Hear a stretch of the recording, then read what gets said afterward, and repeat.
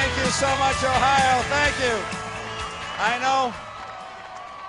I know who you're here to see, and she's here right next to me, my sweetheart, Ann Romney. Hi, everybody. Oh, my gosh. This is quite a crowd. Who's going to win next Tuesday? And is Ohio going to do it for us? What a thrill for us to be here.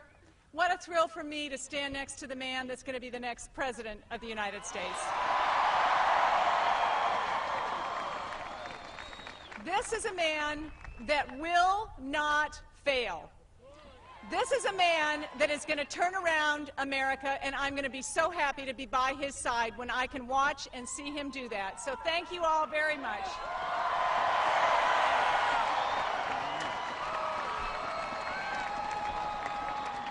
Thank you so much. What a gathering tonight. I want to thank you for joining Paul and me and our families and our friends tonight. You're sending a message tonight to the entire nation. Thank you.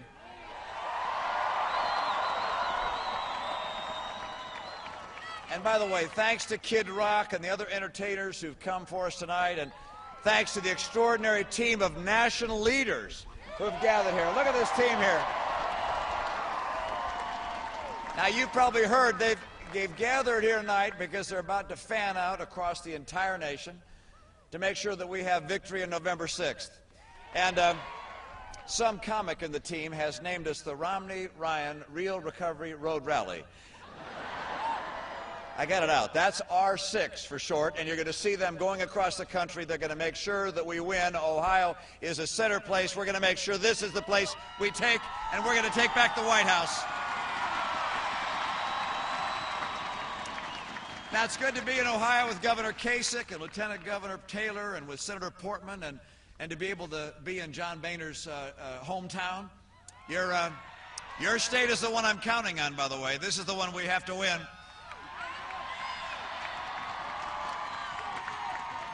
Now, I want to take just a moment to remind all of us that there are many, many of our fellow Americans who are suffering from the devastation caused by Hurricane Sandy.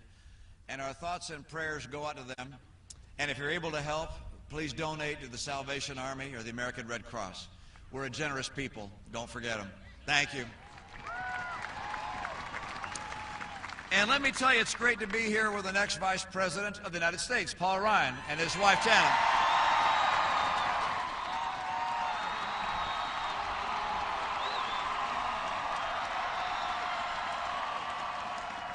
You know, next to Ann Romney, Paul Ryan is the best choice I've made. You know that? Now, tonight we enter the final weekend of the campaign. At Obama rallies, they're saying 4 more years. We have a different cry, of course. What is it? Exactly right. Oh, thank you.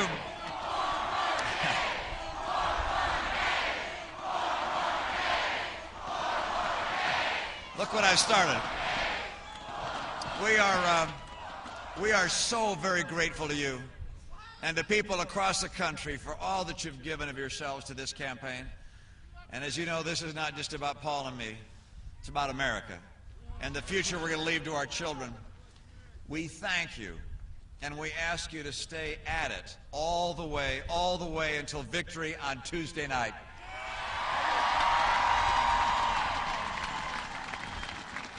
Now, I have a question for you. Are you finally ready for real change? As you know, 4 years ago, candidate Barack Obama promised to do so very much, but he's fallen so very short. He promised to be a post-partisan president, but he became the most partisan of our presidents, blaming, attacking, dividing. Then he was going to focus on creating jobs. Instead, he focused on Obamacare, which killed jobs. He said he was going to cut the federal deficit in half, but then he doubled it. He said that the unemployment rate would now be at 5.2%. Today we learned it's at 7.9%. And by the way, that's 9 million jobs short of what was promised. Unemployment is higher today than when he took office. He promised that he'd propose a plan to save Social Security and Medicare from insolvency. He didn't. and rather he raided $716 billion from Medicare for his vaunted Obamacare plan. He said he'd lower health care premiums for the average family by $2,500 a year. Now they're higher by $3,000 a year. And gasoline, the American family pays $2,000 a year more for gasoline than when the president was elected. You know, he also said he'd work across the aisle on the most important issues. He has not met on the economy or on the budget or on jobs with either the Republican leader of the House or the Senate since July. So instead of bridging the divide, he's made it wider. Now, how is it that he's fallen so far short of what he promised? In part, it's because he'd never led before, never worked across the aisle, never truly understood how jobs are created in the real economy. And so today he makes new promises, promises he'll be unable to keep because he admits he's going to stay on the same path. The same course we've been on will not lead to a better destination, Mr. President. The same path means $20 trillion in debt. It means crippling unemployment, stagnant take-home pay, depressed home values, and a devastated military. And unless we change, we may be looking at another recession. The question of this election comes down to this. Do you want more of the same, or do you want real change? Now, President Obama promised change, but he couldn't deliver it. I promised change, and I have a record of achieving it.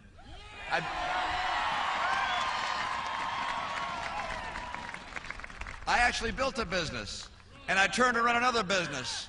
I helped put an Olympics back on track. And with a Democrat legislature, I helped turn my state from deficit to surplus, from job losses to job growth, and from higher taxes to higher take-home pay. That's why I'm running for president. I know how to change the course the nation is on.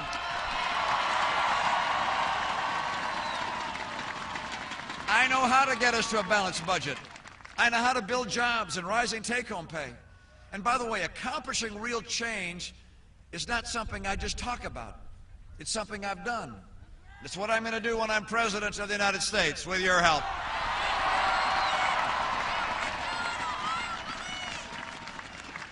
If you believe we can do better, if you believe America should be on a better course, if you're tired of being tired, then I ask you to vote for real change, and Paul Ryan will bring real change to America from day one.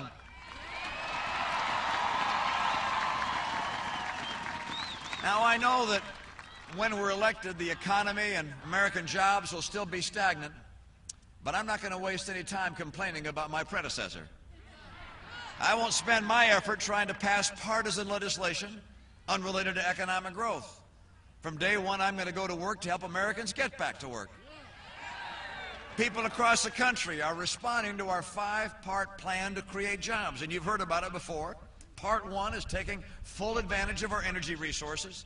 On day one, I'm going to act to increase the number of leases and permits to drill on federal lands.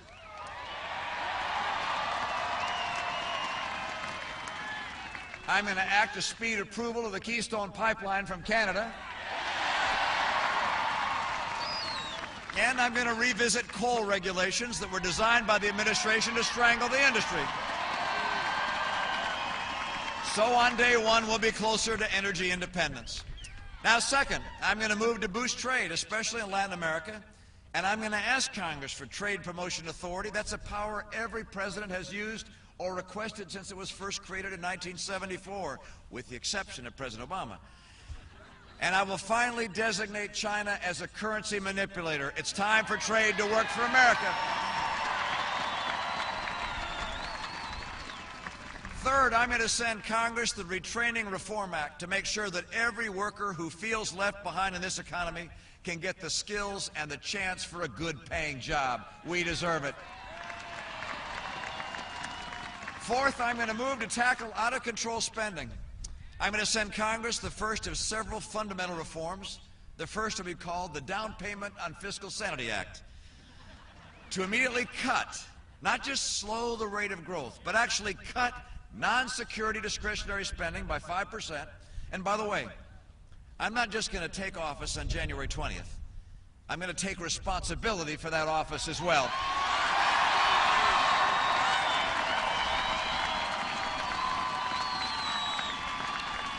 And number 5, I'm going to act to boost small business and all business. I'm going to issue executive orders aimed straight at the problems that are holding this economy back. The first will grant state waivers from Obamacare to every state so we can begin its repeal.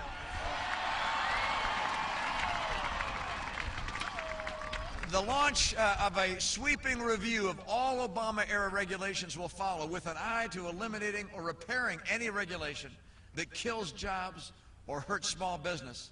And by the way, every entrepreneur, every small business person, every job creator will know that for the first time in 4 years, the government of the United States likes them and loves the jobs and higher wages they bring to our fellow Americans.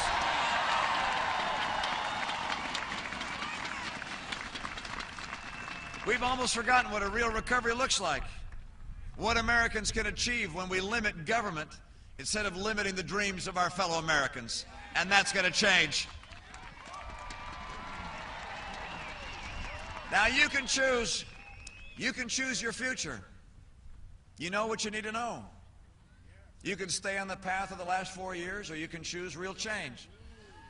You know that if the president were to be reelected, he would still be unable to work with the people in Congress.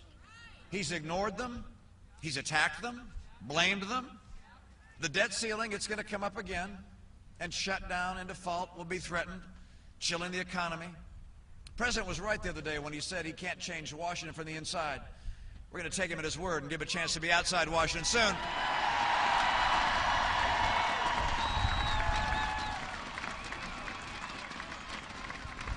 Now, when I'm elected president,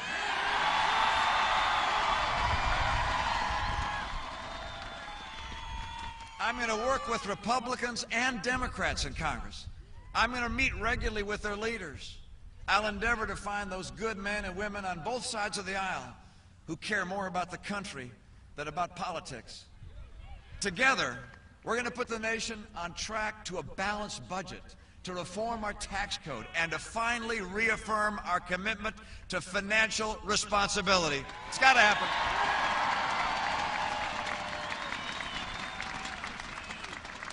Now, you know, if the president were to be reelected, he'd continue his war on coal and oil and natural gas. He'd send billions of more dollars to his favorite solar and wind companies.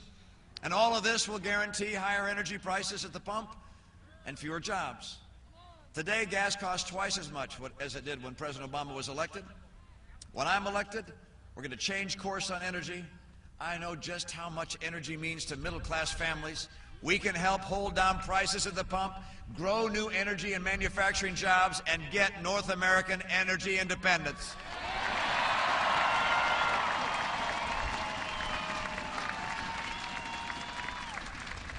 Now, you know, if the president's reelected, he's going to continue to promote government and demote businesses. He chose, by the way, his own Jobs Council. It was made up of the business leaders he selected. You know how long it's been since he met with them? 9 months. 9 months. Now, you see, I see free enterprise as a means for people to fulfill their dreams. Yesterday, I was in Richmond, Virginia. I met Rhoda Elliott. She's been running her family restaurants for years. It's a business that's been in her family for 82 years. At its high point, she employed 200 people at Bill's Barbecue. She just closed it down, telling me that regulations and taxes and Obamacare and the effects of the Obama economy put her out of business after 82 years. She teared up. This wasn't about money. This is about the future for her family and for her family of employees. Look, I want to help the hundreds of thousands of dreamers like Rhoda, and I will.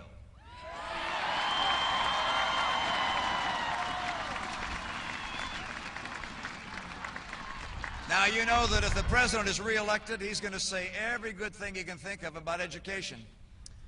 But in the final analysis, he'll do what his largest campaign supporters, the public sector's unions, will insist upon.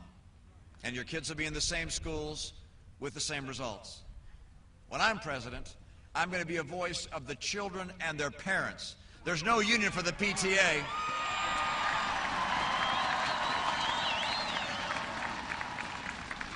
I'm going to make sure parents have the information they need to know if their school is succeeding or failing, and I want them to have the choice they need to pick the school where their child can succeed.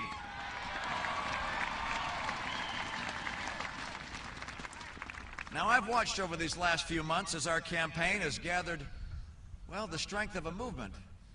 It's not only the size of crowds like this, it's the depth of our shared conviction, our readiness for new possibilities, the sense that our work is soon to begin. It's made me strive more to be worthy of your support, to campaign as I would govern, to speak for the aspirations of all Americans. I learned as governor of Massachusetts that the best achievements are shared achievements. I learned that respect and goodwill go a long way and are usually returned in kind. That's how I'll conduct myself as president. I'll reach out to both sides of the aisle. I'll bring people together, do big things for the common good. I won't just represent one party. I'll represent one nation.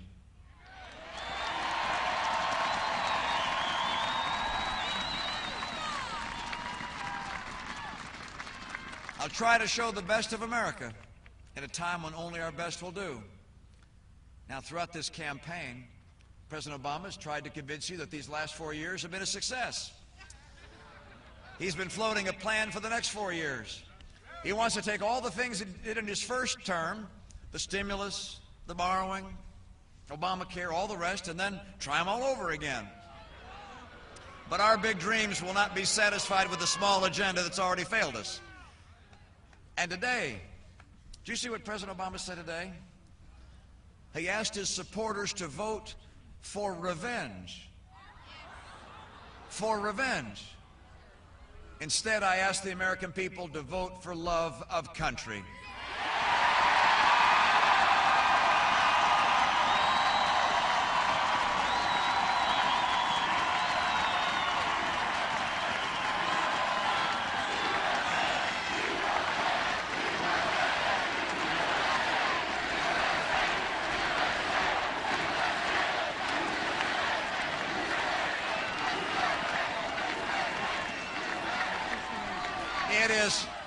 It is absolutely essential that together we lead America to a better place than that. We're 4 days away from a fresh start. 4 days away from the first day of a new beginning. My conviction that better days are ahead is not based on promises and hollow rhetoric, but on solid plans and proven results. And it's based on an unshakable faith in the American spirit. If there's anyone worried that the last 4 years are the best we can do, if there's anyone who fears that the American dream is fading, if there's anyone who wonders whether better jobs and better paychecks are things of the past, I have a clear and unequivocal message. With the right leadership, America is coming roaring back.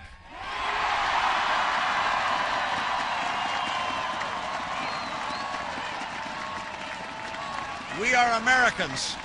We can do anything. The only thing that stands between us and some of the best years we've ever known is a lack of leadership. And that's why we have elections. This Tuesday is a moment to look into the future and imagine what we can do, to put the past 4 years behind us and start building a new future. And you saw the differences when President Obama and I were side to side in our debates. He says it has to be this way. I say it can't stay this way.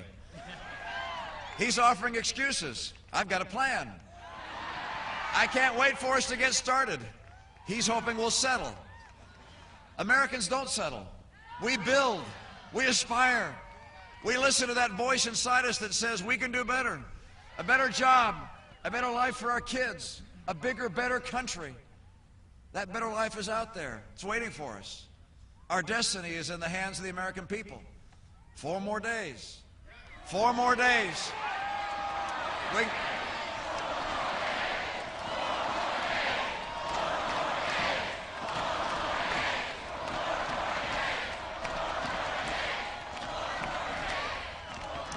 4 more days and we can get to work rebuilding our country, restoring our confidence and renewing our conviction. Confidence that we're on a solid path to steady improvement. Confidence that college graduates 4 years from now will find better jobs. Confidence that single moms working 2 jobs today will have a shot at a better job tomorrow. On November 6th, we come together for a better future. On November 7th, we'll get to work. We're going to reach across the street to that neighbor with the other yard sign. And we'll reach across the aisle in Washington to people of good faith in that other party. There's so much more than just this being our moment. It's America's moment of renewal and purpose and optimism. We've journeyed far and wide in this great campaign for America's future. Now we're almost home. One final push will get us there. We've known many long days and short nights, and we are so very, very close. The door to a brighter future is there. It's open. It's waiting for us. I need your vote. I need your help. Walk with me. Walk together.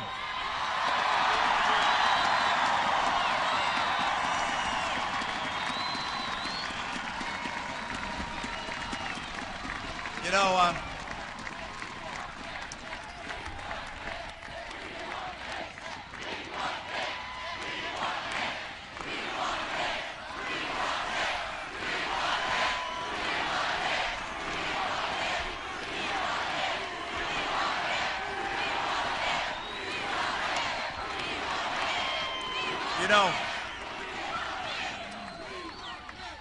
know, some time ago, Ann and I watched a show on television.